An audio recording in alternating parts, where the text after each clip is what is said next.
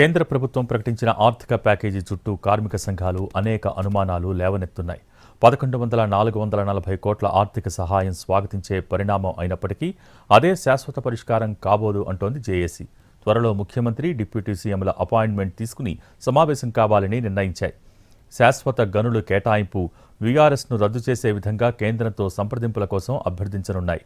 ప్రైవేటీకరణ రద్దు చేసే వరకు పోరాటం కొనసాగిస్తామని అంటున్నారు విశాఖ ఉక్కు పరిరక్షణ పోరాట కమిటీ ప్రతినిధులు.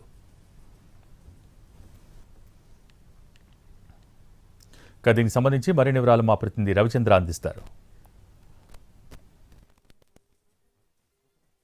విశాఖ స్టీల్ ప్లాంట్ కోసం 11,440 కోట్ల రూపాయల ఆర్థిక సహాయం చేసిన కేంద్రాన్ని చేసిన సహాయాన్ని స్వాగతిస్తూనే మరోవైపు శాశ్వత గనులు అలాగే ఏదైతే ప్రైవేటైజేషన్ ఉందో ప్రైవేటైజేషన్కు వ్యతిరేకంగా తమ పోరాటాన్ని కొనసాగించాలని పరిరక్షణ పోరాట కమిటీ నిర్ణయించింది. దీనికి సంబంధించి మరింత సమాచారం ఇవ్వడానికి కమిటీ సభ్యులు మనతో ఉన్నారు.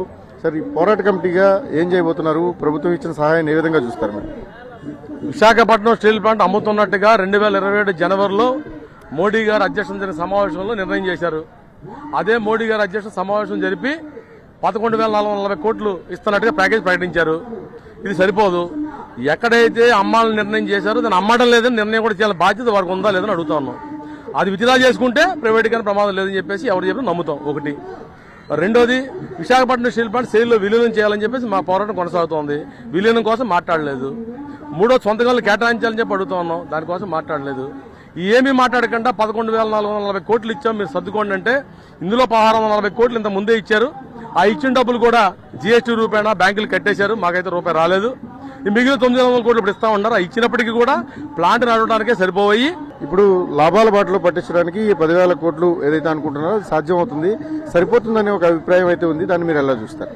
ప్రతి టన్నుకి 5,000 రూపాయలు అదనంగా రా మెటీరియల్ ఖర్చు పెట్టినప్పుడు, మార్కెట్లో స్టీల్ అమ్మాలనుకున్నప్పుడు జిందల్తో పోటీ పడాలా, టాటాతో పోటీ పడాలా, సేల్తో పోటీ పడాలా?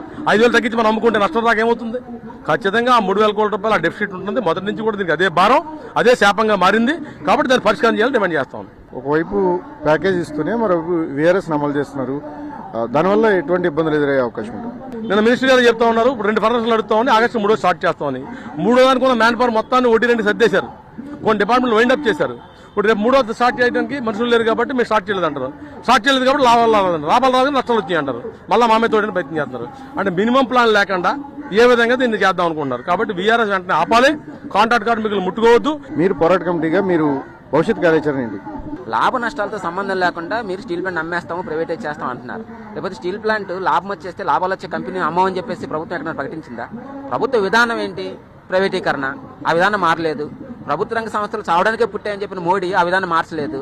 అంటే మాకు లాభం వచ్చినా నష్టం వచ్చినా మెడ మీద కత్తి అలాగే ఉంటుంది. ప్రభుత్వం అమ్మడం అనే కత్తి, ప్రభుత్వ పరిశ్రమని అమ్మేయాలని చెప్పేసి అన్నది అలాగే ఉంటుంది కదా. అది మారట్లేదు కదా. అది మారినప్పుడు మేము లాభం వస్తే ఏంటి, నష్టం ఏంటి? విశాఖకు ఆంధ్రులకు అని చెప్పేసి ఉండాలని అంటే Visakhapatnam steel plant strategic sale అనేది ఏదైతే దీన్ని ఉపసంహరించుకుంటాం చెప్పడమే దీని యొక్క సమస్యకి పరిష్కారం అని చెప్పి మేము అంటున్నాం. ప్రైవేటైజేషన్ నుంచి పూర్తిగా విత్డ్రా చేసుకోవడం మాత్రమే తన మనుగడను కొనసాగించడానికి 6 నెలలకు ఉపయోగపడుతుందని కార్మిక సంఘాలు చెప్తున్నాయి. ఈ దిశగా తమ ఉద్యమం, తమ పోరాటం కొనసాగిస్తాం. ఖచ్చితంగా ప్యాకేజీని స్వాగతించినప్పటికీ కూడా పోరాటంలో ఎటువంటి వెనుకడుగు వేసే అవకాశం లేదని కార్మిక సంఘాలు